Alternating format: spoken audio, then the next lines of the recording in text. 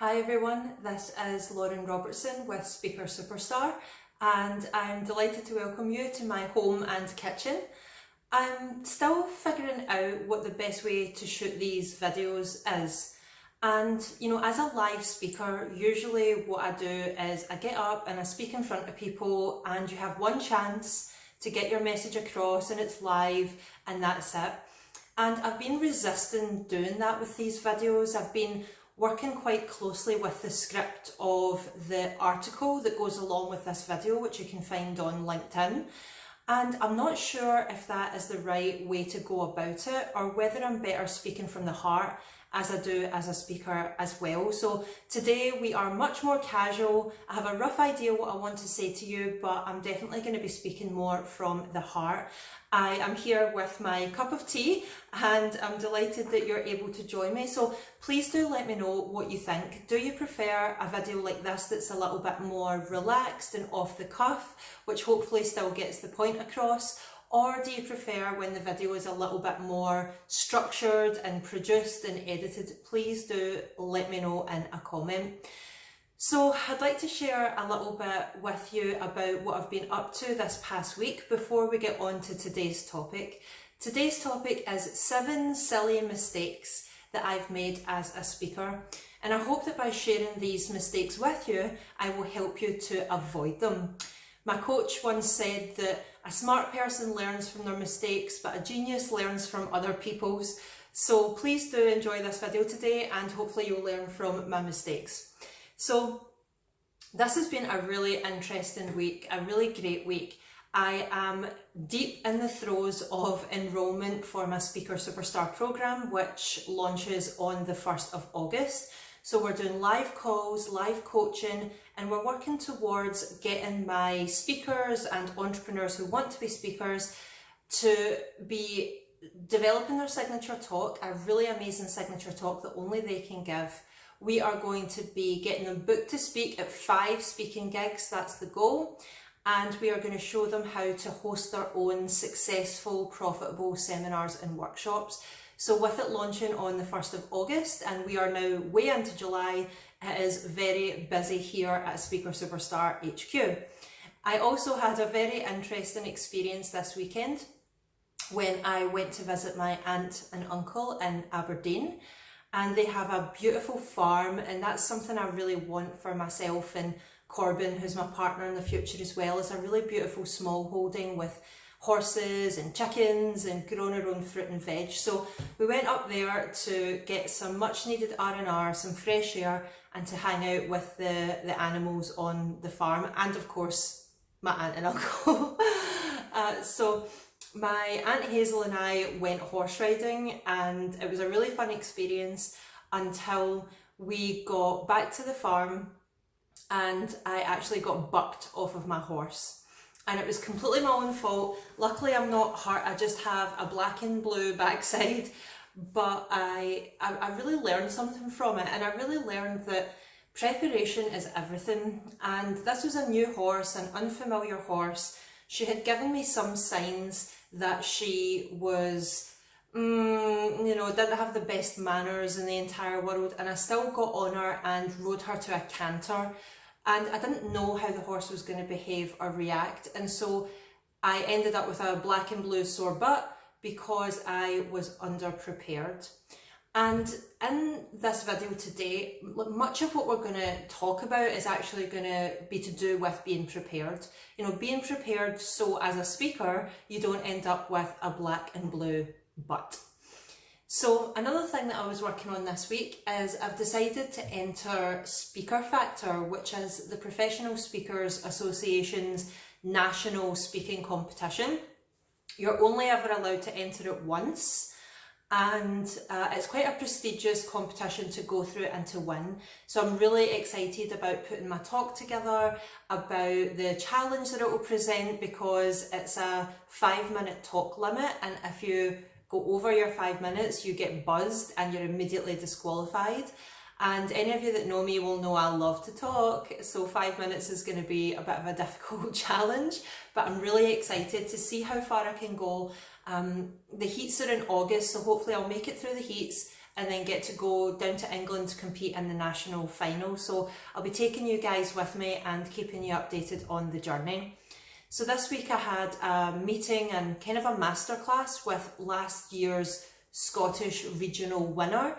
And this guy's an engineer, so he had a really interesting approach to how he sort of reverse engineered the talk that ended up winning him the Scottish qualifier. So I picked up some really great tips, and I think the tip that I picked up most of all was that I need to be true to myself, true to my own message, true to my own style of speaking, and not try too hard to sort of speak by numbers to impress the judges, but instead to bring like a lot of heart, a lot of soul, and a really carefully crafted idea and message in my talk. So I look forward to keeping you updated with how that's going. So as I say, I wanted to talk to you today about 7 silly mistakes that I've made in my speaking career, and hopefully you will be able to avoid them. And one mistake I definitely made was not drinking enough tea. One can never drink enough tea, so I'm just going to have a sip now. And so let's get started with these points. So the first mistake that I made as a speaker is that when I first started out, I would go out and speak about anything and everything. I was really interested in philosophy and spirituality and personal development, the law of attraction. So I would talk about all of these different subjects at any stage that would have me. And the reason that this was a mistake is really twofold. Number one, if you come across to people like you're a generalist, then you will get booked and paid as somebody who is a generalist.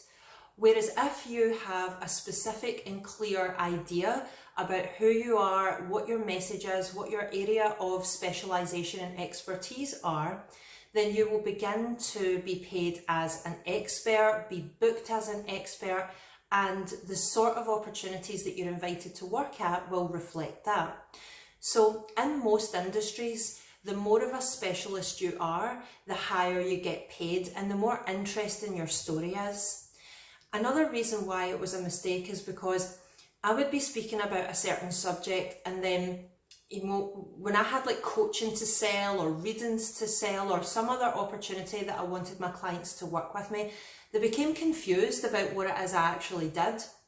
I would be offering like spiritual readings or spiritual coaching, but perhaps they had seen me talk about something to do with the law of attraction. So when they approached me about work, they were expecting to be able to do something with the law of attraction with me.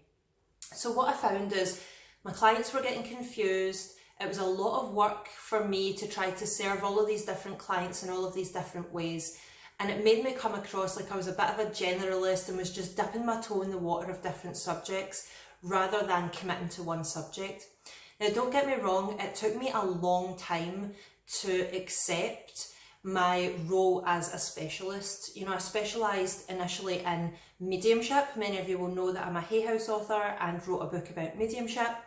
And that has refined even more into really supporting women, supporting female practitioners and entrepreneurs to share their message with the world. So it took me a while to come to the conclusion that my specialisation is in speaking and in helping other people to speak. So this is probably not a decision that most of us will be able to make overnight, but please do bear in mind that you ought to make that decision. Decide where you want to be a specialist, what you want your narrow niche subject to be about, and what you want to be known and recognised for, and you will start to attract much easier client relationships and much more opportunities befitting the level of expertise that you're at. The second mistake that I made as a speaker is, and look, I know this is a bit controversial and many of you might recognise this, but I spoke for free a lot, and that was a mistake. There are some situations in which you can speak for free and it's fine. If you're a complete beginner and you're really just getting some practice, then by all means speak for free. If you are in a situation where you're having the opportunity to speak for free, but you're allowed to sell your products and services at the event, Providing it's a good event, then by all means speak for free because you'll make your money on the back end. Or if you have the opportunity to speak at something where there's not really any money attached, but it's a great branding or collaboration opportunity, for example, speaking at TED or another very well-known stage, then you might consider speaking for free because although you're not getting paid in cash, you are getting paid in value by being able to say that you're a TED speaker. You know, that has great kudos and great value attached to it. But many of us, you know, we get a little bit stuck in the speaking for free trap. And this might be difficult for you to hear, but I'm just going to be honest about my own experience. The reason that I spoke for free is because I didn't have any self-esteem. I didn't believe that anybody was going to pay me to speak. I didn't believe that my ideas were interesting enough or valuable enough. And all around me, the experiences that I was having was reflecting that. And it's kind of a vicious cycle because if you believe that you're unworthy or that life can't get that good, that you get paid handsomely to speak, then you will start to notice and attract instances in the world that reflect that. And then when you get that evidence, like, see, I told you nobody's going to pay me to speak, then, you know, the belief that you can't be paid to speak goes deeper, and so on until what happens is you kind of believe that speaking for free is the only way, and so that's the only opportunities that come up. I definitely recommend that if you believe that this is happening to you, you need to do some work on your self-confidence, your self-esteem, you know, work with somebody that can help you to improve your mindset as a speaker and a human being. Doing a little bit of work on your wealth consciousness and your ability to receive wealth and receive money. And, you know, really getting your chops when it comes to the business of speaking, putting yourself out there for bigger and better opportunities, and having a minimum limit of what is acceptable to you. You know, what is the minimum you are available to be paid, and not allowing yourself to go beneath that. And please never turn up to speak at an opportunity where you go home out of pocket or you go home worse off than when you arrived. That is just flat out a not good speaking opportunity. So the next mistake that I made is that I didn't leverage my speaking gigs enough or at all. You know, tell me if you recognise this. So you get booked to speak, you feel delighted and happy and elated. So you put it in your diary, you go to speak, you do it, and then nothing ever happens from it ever again. If that is happening to you, that means you're not leveraging your speaking opportunities. Now, what do I mean by leverage? So what I mean is that when you go to speak, it is a really great opportunity to connect with people.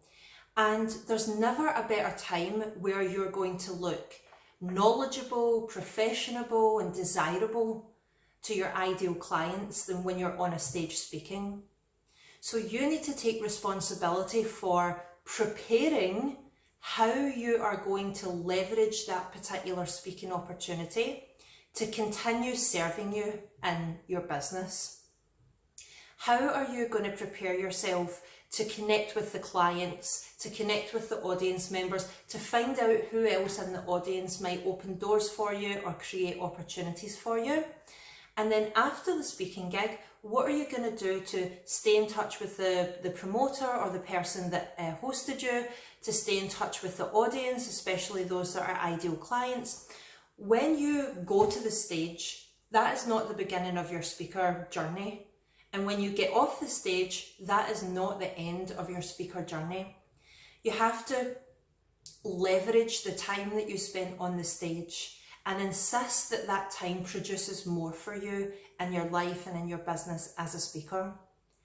So for me, that's been the one transformation that I made in my speaking career and in my business as a speaker, is not seeing a speaking opportunity as this island on its own where I just turn up and speak and then that's the end of it, but where I saw each speaking opportunity as part of a bigger whole in my business, a bigger opportunity in my business, and really started to think about how I could make the most of each one.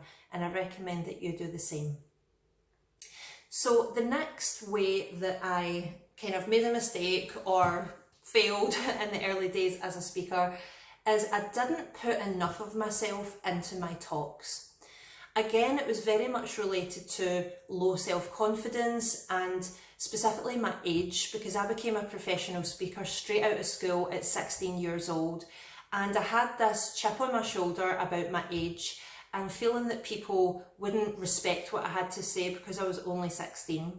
So rather than letting people get to know me, get to know, how light-hearted I am and funny, and how much I really love and respect the opportunity to speak, I used to instead focus on just giving data and information and statistics and really trying to impress my audience from quite an insecure place. I recommend that you don't do that. Your audience wants to know who the speaker is as much as they want to know what the talk is about. And when you let the audience know more about you, more about your background and who you are and what you're about, and not the resume version of you either, the actual real version of you that loves your dog, can eat a whole cheesecake on your own, and has a shoe collection that would put a freaking department store to shame. That's talking about myself, by the way. Then people want to know those things about you. Like, you might be smiling right now at me saying that, and that's really the power of story. It's the power of helping your audience get to know you. So please don't think that you're, boring, or your audience only care about the information. People love people. People buy from people. People respond to people. So it's very important that you put plenty of yourself into your talks. Another mistake that I made is that I didn't practice my talks enough. Even today, I get quite a lot of speakers come to me and they say, "Oh, I'm a great speaker. I don't need help with that. I know how to speak. I just need to know how to get booked to speak and how to make more money from speaking." And that always sends up a little bit of a red flag for me. And I totally understand the thinking behind those kind of remarks, because I used to make those remarks myself. And the reason I used to make remarks like, "Oh, I'm a great speaker, I don't need to improve that," is because when I got up on stage to speak, I felt amazing. And my audience would clap and applaud. So I assumed that my talk was equally amazing because of how I felt. And I realised from watching some footage of myself speaking and from studying speaking more that there were so many areas for improvement that I just wasn't aware of and didn't know that I didn't know. There are so many ways to sharpen up a story and make it really hit your audience where you want it to. There are so many ways to move an audience from the state of mind with which you first meet them into the state of mind you want them to be in by the time your talk is over. There are so many ways to paint the picture of your point to the audience, and there are so many ways to organise your idea for maximum impact and maximum impression. And it is very rare that anybody winging it, or anybody, even if they've spoken many, many times, who, thinks, "I'm a great speaker, I don't need help with that," it's very rare that they actually are the best speakers. Because if you're not constantly striving for improvement, if you're not constantly learning how to refine and sharpen and respond to your audience, then you will become stagnant, and those who are learning will zoom past you. And so, just like with anything in life, speaking is improved with practice. It's improved with working with an experienced mentor that knows better than you. And it's improved by always being open to the process of learning. I spent so long stagnating at a certain point and speaking in a certain way, which was okay, but it wasn't growth, it wasn't growing, it wasn't challenging me to go to the next level.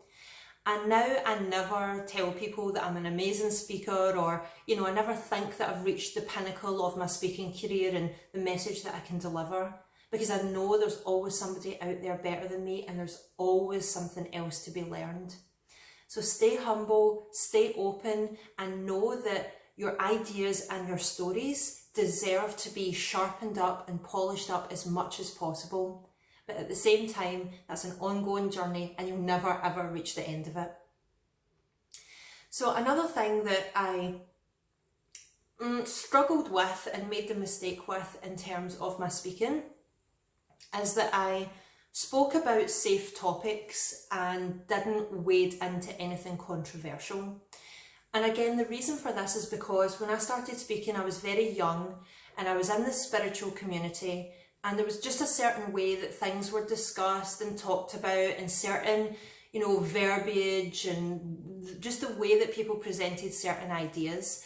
And even if I didn't 100% agree with them, I found myself kind of falling into the grooves of the way things were commonly talked about. My personality naturally is very much the maverick. I want to come up with my own ideas. I want to originate thought and originate ideas and be like, but what if XYZ is true rather than ABC? And when I was very insecure, around the ages of 16 to, let's be honest, about friggin' 25 or something, when I was very insecure in those periods, I didn't feel able to really stick my flag in the sand and say, this is what I believe about this. And even when I did say something that I thought was a bit edgy or controversial, it would be edited with all of these apologies and qualifications and stating, this is just my opinion, to try to soften people's response to me so that I wouldn't be criticised, because I already felt vulnerable. And in later years, I've stopped doing that. I've stopped doing that because, I think my ideas through very carefully, and I am passionate about my ideas, and it's a lie for me to live like, oh, maybe this or maybe that, when actually I think, hell yes this or hell yes that. I really want people to come up to me and say, I disagree with you. And just recently, a very famous, well-known and highly respected professional speaker came up to me at the end of my 5-minute talk and said, I disagree with what you said.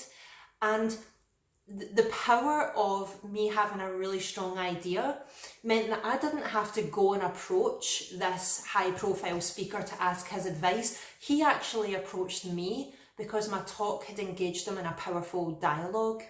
So it's okay for people to disagree with you, and in a way you kind of want that, because you want to say something powerful enough, clear enough and strong enough to be worth disagreeing about.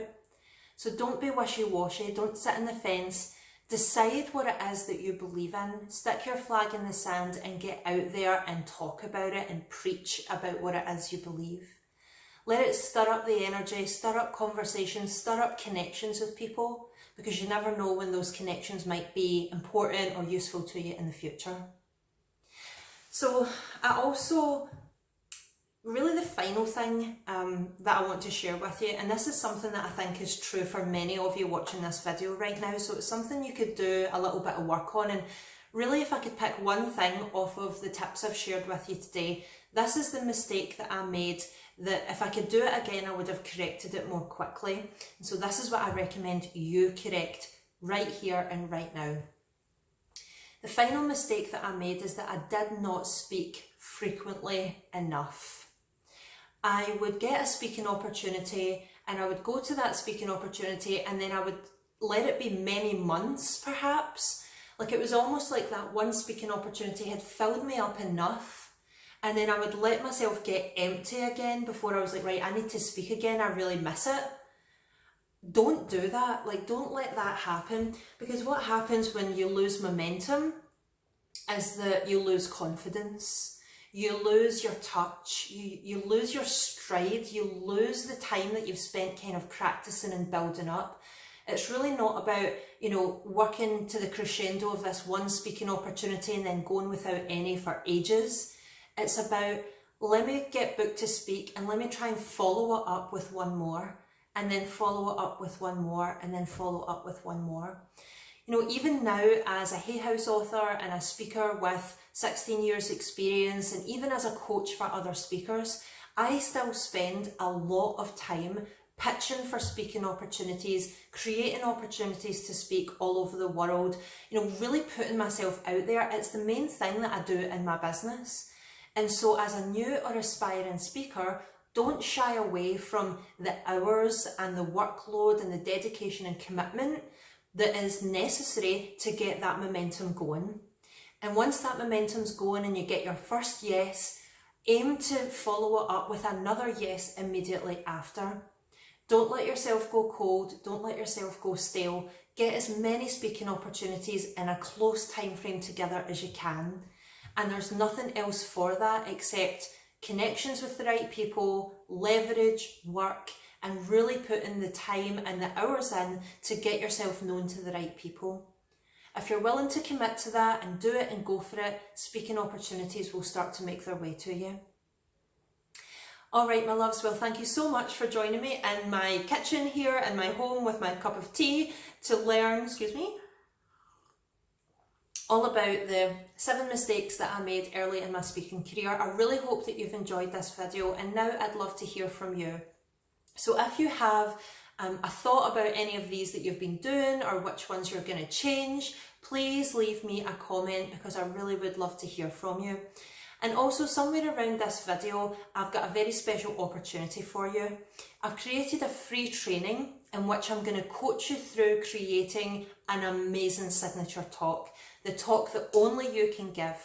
We're going to get clear on your talk topic. I'm going to show you how to move your audience emotionally and how to definitely give a talk that incites goosebumps and tingles and excitement in your audience.